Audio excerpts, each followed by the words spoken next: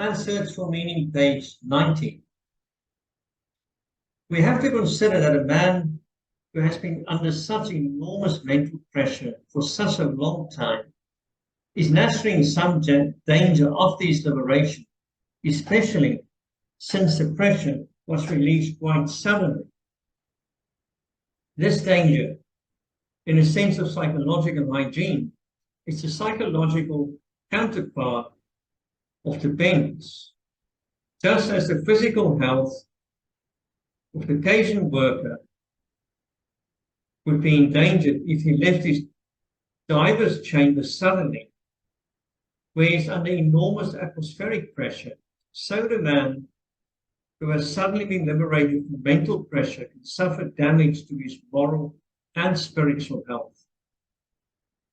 During this psychological phase, one observed that people with natures of a more primitive kind could not escape the influences of the brutality which has surrounded them in camp life. Now, being free, they thought they could use their freedom licentiously and ruthlessly.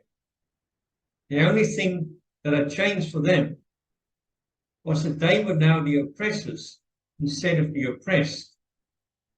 They became instigators, not objects of willful force and injustice. They justified their behavior by their own terrible experiences. This was often revealed in apparently insignificant events. A friend was walking across a field with me towards a camp when suddenly we came to a field of green crops. Automatically, I avoided him, but he drew his arm through mine and dragged me through it. I stammered something about not treading down the young crops. He became annoyed, gave me an angry look, and shouted, "You don't say! And hasn't enough been taken from us? My wife and child have been gassed, not to mention everything else, and you would forbid me to tread on a few stalks of oats?" Only slowly could these men be guided back to the commonplace truth that no one has the right to do wrong, not even if wrong has been done to them.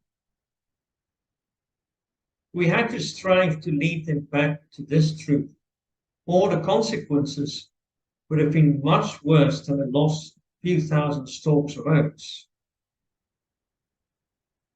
I can still see the prisoner who rolled up his shirt sleeves, thrust his right hand under my nose, and shouted, "May this hand be cut off if I don't stain it with blood on the day when I get home." I want to emphasize that the man who said these words was not a bad fellow. He had been the best of comrades in camp and afterwards.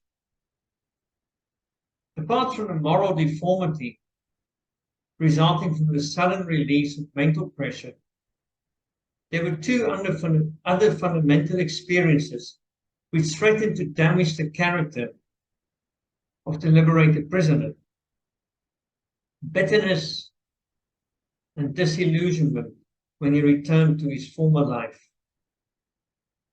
Bitterness was caused by a number of things he came up against in his former hometown, when in his return, a man found that in many places he was met only with a shrug of the shoulders and with hay-necked phrases.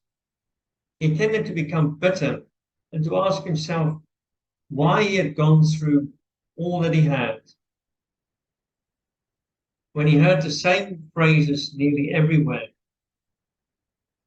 we did not know about it, and we too have suffered. Then he asked himself, have they really nothing better to say to me?